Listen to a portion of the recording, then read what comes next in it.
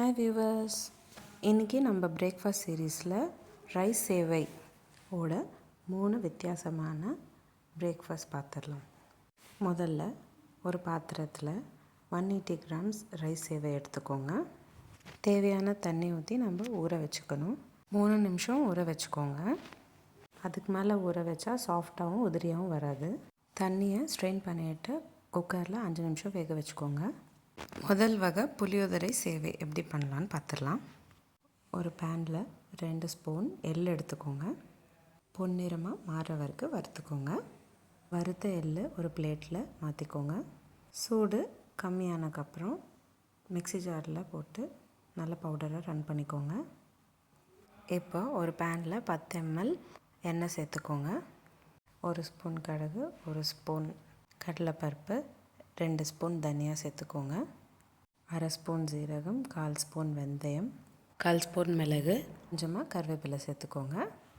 நல்லா பொன்னிறமாக வறுத்துக்கோங்க. 6 காஞ்ச மிளகா சேர்த்துக்கோங்க. அதோட 2 ஸ்பூன் கொப்பரை சேர்த்து நல்லா வறுத்துக்கோங்க. வறுத்ததை நல்லா ஆற வச்சுட்டு நம்ம செஞ்சு வச்சுருந்த எள்ளு பொடியோடு சேர்த்து அரைச்சிக்கோங்க. இப்போது புளியோதரை பொடி ரெடி ஆகிடுச்சு. இப்போது தாளிச்சிட்டு புளி சேர்த்து இந்த புளியோதரை பேஸ்ட் கலக்க போகிறோம். கடாயில் 50 ml எண்ணெய் சேர்த்துக்கோங்க. 1/2 ஸ்பூன் கடுகு சேர்த்துட்டு 3 காஞ்ச மிளகாவும் கொஞ்சமாக கருவேப்பிலை சேர்த்துக்கோங்க. 100 கிராம் புளி நான் தண்ணியில் ஊற வச்சுக்கிட்டேன்.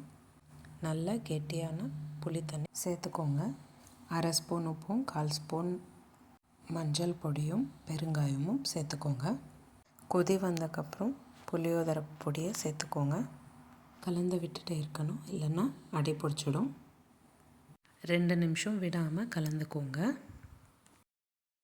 பொடி சேர்த்தா கொஞ்ச நேரத்துலேயே எண்ணெய் பிரிஞ்சு வரும்.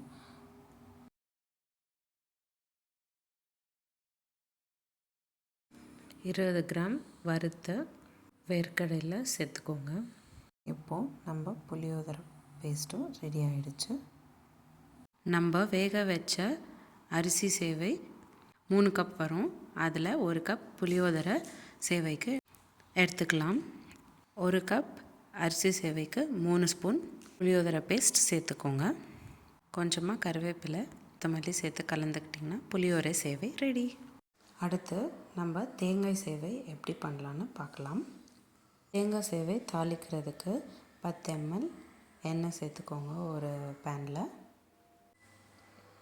எண்ணெய் நல்லா காஞ்சக்கப்புறம் 1/4 ஸ்பூன் கடுகு, உளுத்தம்பருப்பு, கடலைப்பருப்பு சேர்த்துக்கோங்க. 2 காஞ்ச மிளகாவும் சேர்த்துக்கோங்க. ஒரு பச்சை மிளகா பொடிசாக நறுக்கிக்கிட்டதை சேர்த்துக்கோங்க. நல்லா பொன்னிறமாக வறுத்துக்கோங்க. பொன்னிறமாக மாறினக்கப்புறம் 1/2 கப் தேங்காய் துருவல் எடுத்துட்டு நல்லா பொன்னிறமாக மாறுற வரைக்கும் வதக்கிக்கோங்க. நல்லா வதங்கினக்கப்புறம் 1/4 ஸ்பூன் உப்பு சேர்த்துக்கோங்க. உப்பு நல்லா கலந்து விட்டக்கப்புறம் 1 கப் வேக வச்ச அரிசி சேவையை எடுத்துக்கிட்டு நல்லா கலந்து விடுங்க. அவ்வளோதான், 5 நிமிஷத்தில் தேங்காய் சேவை ரெடி ஆகிடுச்சு. அடுத்து நம்ம லெமன் சேவை எப்படி பண்ணுறதுன்னு பார்த்துடலாம். லெமன் சேவையும் தாளிக்கிறதுக்கு பேனில் 10 ml எண்ணெய் சேர்த்துக்கோங்க. எண்ணெய் நல்லா காஞ்சக்கப்புறம் 1/4 ஸ்பூன் கடுகு, உளுத்தம்பருப்பு, கடலைப்பருப்பு சேர்த்துக்கோங்க. அதோட 2 காஞ்ச மிளகாவும் சேர்த்துக்கோங்க. இப்போது ஒரு பச்சை மிளகா நல்ல பொடிசாக கட் பண்ணதையும் சேர்த்துக்கோங்க. சேர்த்துக்கிட்டு நல்லா கலந்து விடுங்க. நல்லா பொன்னிறமாக மாறினக்கப்புறம் 1 கப் அரிசி சேவை சேர்த்துக்கிட்டு தாளித்ததும் சேர்த்துக்கோங்க. 1/4 ஸ்பூன் மஞ்சத்தூள், 1/4 ஸ்பூன் உப்பு, பெருங்காயத்தூள் சேர்த்துக்கோங்க. சேர்த்துக்கிட்டு 1 ஸ்பூன் அளவுக்கு எலுமிச்சை சாறும் சேர்த்துக்கோங்க. கொஞ்சமாக கொத்தமல்லியும் கருவேப்பிலையும் கூட சேர்த்துக்கோங்க. சேர்த்துட்டு நல்லா மிக்ஸ் பண்ணிங்கன்னா லெமன் சேவை 5 நிமிஷத்தில் ரெடி ஆகிடுச்சு. உங்களுக்கு இந்த வீடியோ பிடிச்சிருந்தா லைக் பண்ணுங்கள். டெய்லி இந்த மாதிரி ஒரு ரெசிபி பார்க்குறதுக்கு என்னோடய சேனல் சப்ஸ்கிரைப் பண்ணிக்கோங்க. மீண்டும் சந்திப்போம் ஒரு அழகான ரெசிபியுடன். தேங்க்யூ.